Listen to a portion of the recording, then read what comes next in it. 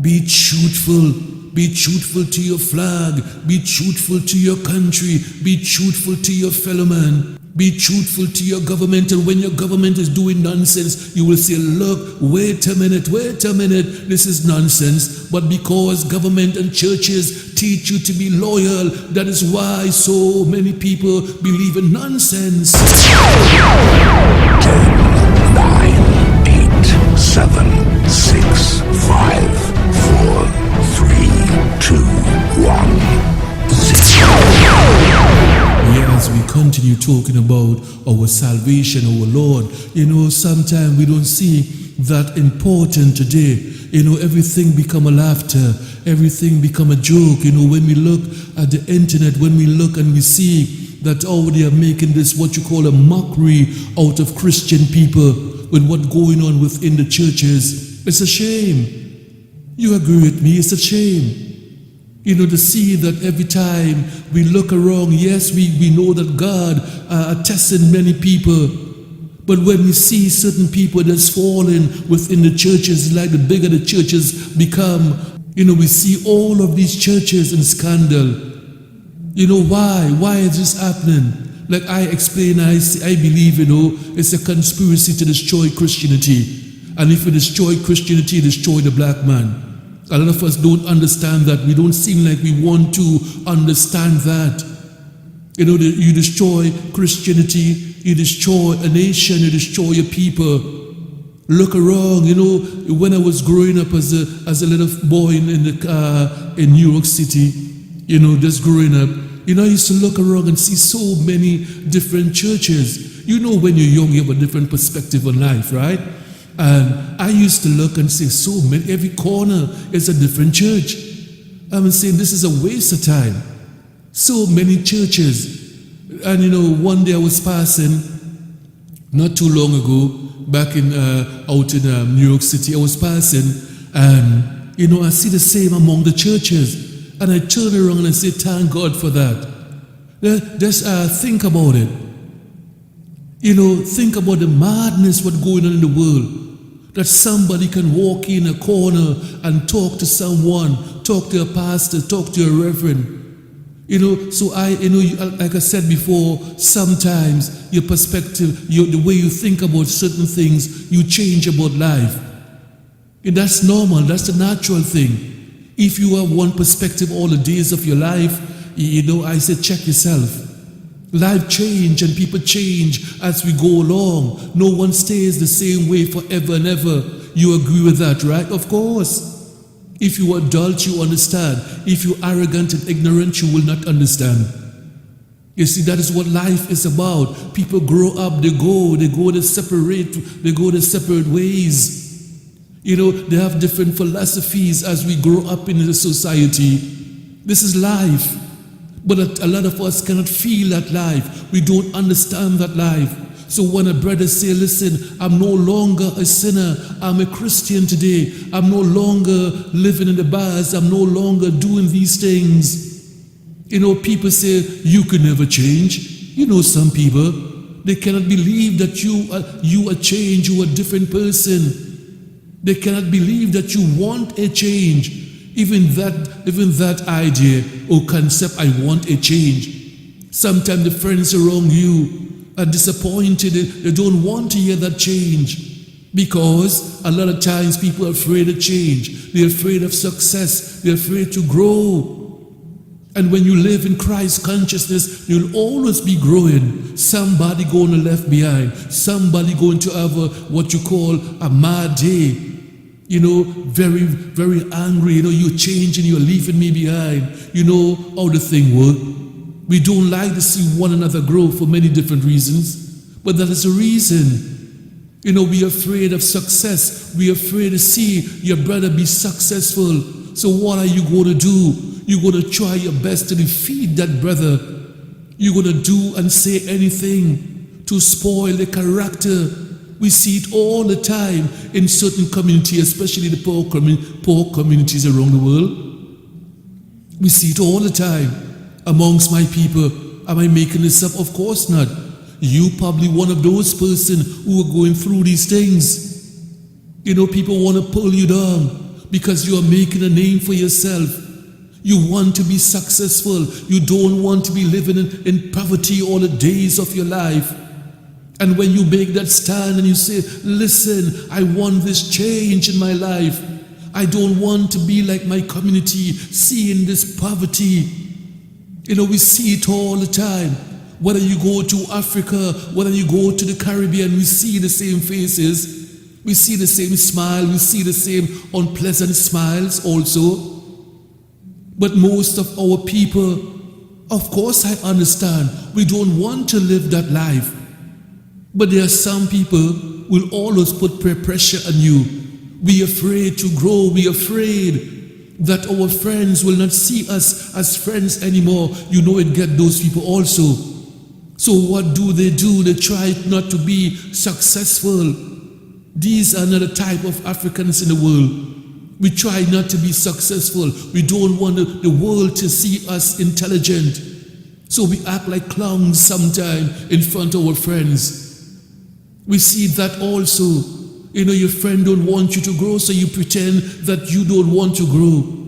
You say all different manner of things to look stupid in front of people. You understand? These are some of the fears in our community. These are some of the things that we go through as a nation, as a people, because we don't know ourselves. We don't understand how the science work, how our people work in society. You see, I say to my brothers all the time, listen, do not think about the losers. Even though I believe everyone can be successful. Everyone can be successful. But for those who don't want to try, for those who want to see you live in poverty, for those who believe they cannot do it, for those who believe that something is wrong with them, this is why I say all the time, there is nothing wrong with you. This is a mental thing that our people are going through in life. They make you feel that you are nobody. They make you feel that there's something wrong with you. If your children is acting a certain way, they say, call a doctor. Take the child to a psychiatrist. This is a new thing for our African people. What happened to the priests now? What happened to the bishops? What happened to the nuns and these people? You see, we forget in our society. We forget in our culture as we run to other culture and try to fulfill a world of sickness outside there. It's a sick world. You have to understand that. So what am I talking about? We are motivating our people to the highest self-esteem. This is what we must do to one another.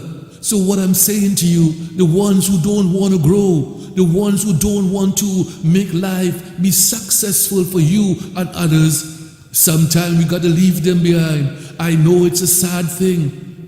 And sometimes it starts within the family. Sometimes it's your wife. Sometimes it's your husband. Sometimes it's your children. They don't want to change. They don't want life better for them. You understand? Sometimes you just got to leave the woman behind and say, listen, forget about her. And sometimes they come back. They come. You see, so that's why I say to you, don't worry about those who's telling you cannot do it. You're wasting your time. You are not good enough. You are mediocre. You see, don't you understand what I'm talking about? If you are one of those people, you hear it all the time. He's not good enough. She's not good enough. And those sometimes, who you trying to be. You trying to be somebody. Yes, we trying to be somebody. We don't want to be living in poverty all the days of our life. You don't want to be living in the shanty towns and ghetto. You want to rise from these things. How are we going to do it? How are we going to culminate? There is something called self-esteem. There is something called truth. There is something called dignity. There is something called moral value. And most of us don't know that.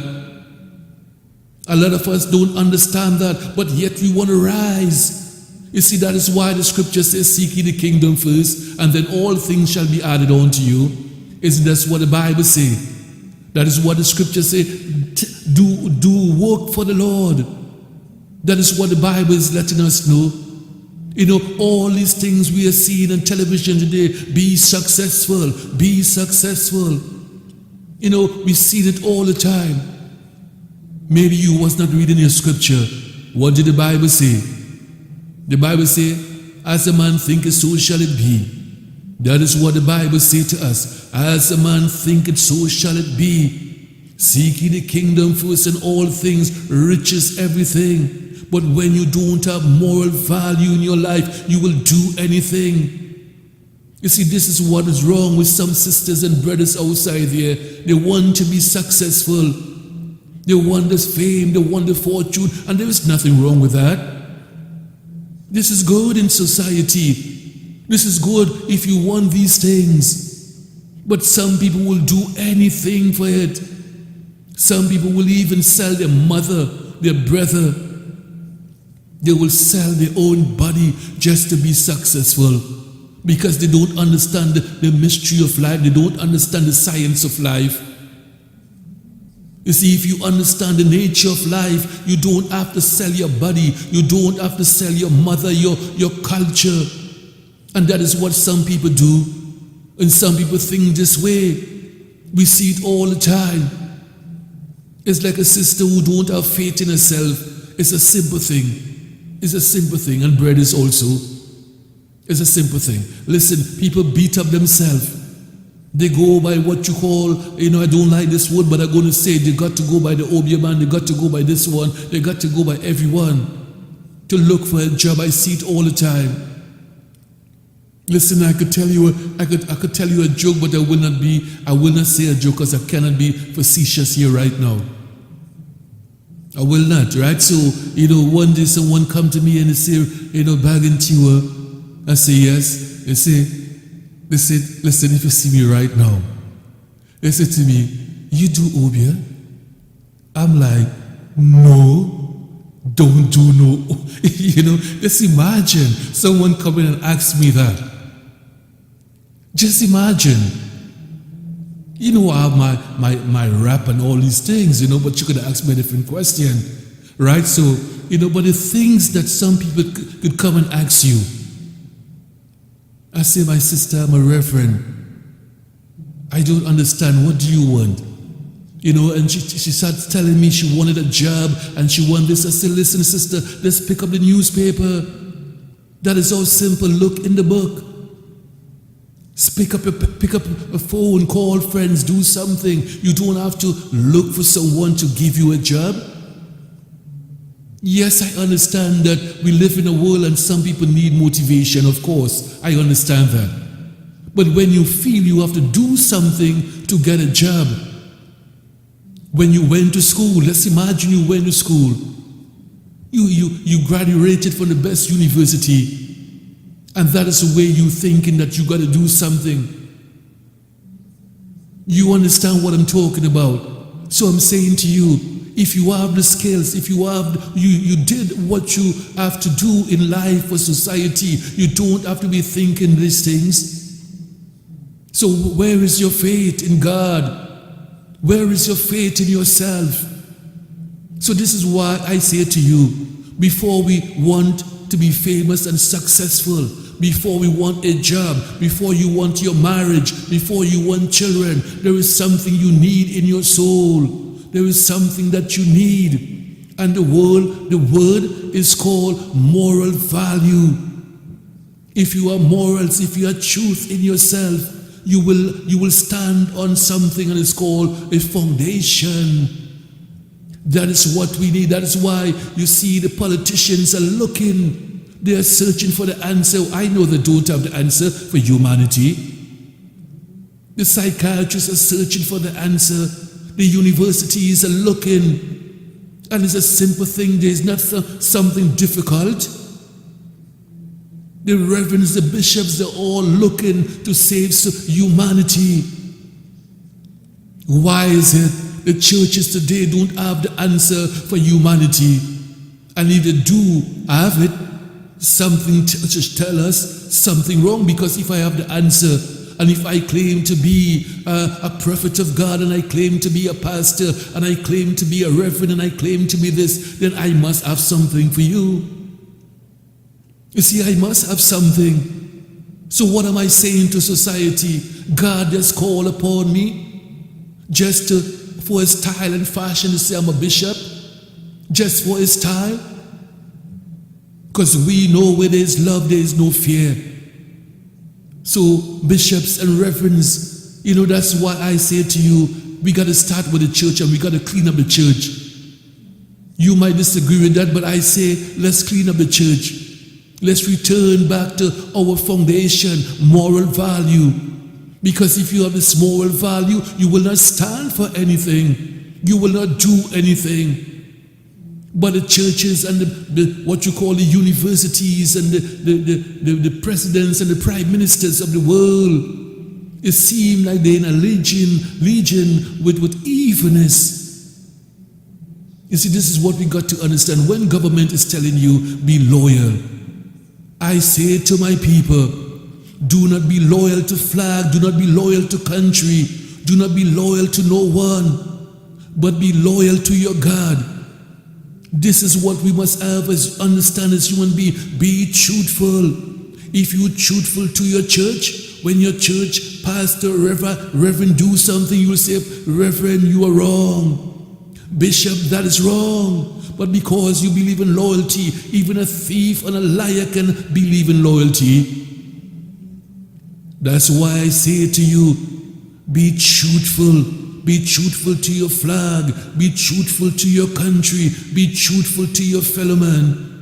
Be truthful to your government. And when your government is doing nonsense, you will say, look, wait a minute, this is nonsense. But because government and churches teach you to be loyal, that is why so many people believe in nonsense. Because you believe in loyalty, I say move that from the table and put truth upon the table. That is what we must put in our minds, in our psyche. Put truth in it. So when you're doing something wrong, say, listen, you are doing something wrong. Mothers, you understand what I'm talking about. If you have children, if you are children and you love that child, you will say, son, you are wrong. You will not say, be loyal to that child. A mother knows this. Mothers understand what I'm talking about. You see, but we're looking for loyalty. It's come like men in a relationship. They're always looking for loyalty in a woman. It's not loyalty you want, it's being truthful. And you want your woman to be truthful to you. But you see, a lot of us don't like this word truthfulness. Because the woman say to you, listen, you ain't looking good as the way you used to. You feel offended. Your heart is broken. You put in a few pongs. You say, wait a minute. Then you start fumbling because you cannot deal with the truth. You see, most of our human beings, we don't understand this whole truthfulness. Well, give it to me all the time. I rather you be truthful to me than always a lie that is coming from your mouth, whether it's in a personal relationship, whether it is with your children. You see, a lot of mothers understand what I'm talking about. Some mothers, like to lie to their children. Tell the children whatever they're doing is good, and the child is failing. The child is 15 years old and you're still saying doing good. The child is not doing good. So why are you saying that? Yes, I understand. We all deal with different nature. There are some children you really got to cope. So you really got to tell them, listen, you're doing good. There are some children like that. But when a grown man is 16 and 14 years old, come on. You see your child with something, in his room and it's not looking right. Whatever, be creative, right? Whatever. Be creative with your own terms, with your own mind. And that child, that don't belong there. The child bringing home expensive things, you want to know. Don't smile with that child. You see, that is what some of us do. And when a child, end up in that predicament, you cry. It's too late. You see, we like to save it after it's too late. You see, that is how we think as some human beings. We want to groom the woman. After you spoil a woman, now you come in and say you lie to her all the time. You let her believe that you had all this money in the world. You lie. You let her believe that you so love her. You see, so what are you going to do now? You see, but we continue to live this life because we don't know how to be truthful to one another. And within that truthfulness, it's a word I don't like, but we don't know how to be a man. You don't know how to be a woman. We always have to be scheming and lying and tricking. And we wonder why Africa is not rising. We wonder why we are doing bad. We wonder what is going on in the country, what is going on in the world. Listen, I say to people all the time, all of these problems that we face as human beings, we can solve it. We can do it. Listen, the dogs and the cats are not making this problem. It's human beings like ourselves are doing these things. It's not the green aliens, we like to fall in this kind of thinking. Someone going to come and help you. Someone going to do this for you. What did the scripture say? What did Christ say? Seek ye the kingdom. Christ didn't say, I'm going to drag you in the kingdom. You got to seek the kingdom. You see, that is what we are waiting for. We want the Heavenly Father to come from the sky and let's put everything on your lap. And even though that is what some churches are teaching, and we got to correct it. Of course, if you're listening to the European churches, that is what you're going to believe, that Christ is going to come down in this basket and solve all the problem of the world. Then you read the Bible. The Bible didn't say no such thing. The Bible said the saints shall rebuild the city. It's the angels and the saints, which is you. You are the saints and you are the angels. What is wrong with my people? But because we believe in the European Christians, we believe in dead saints.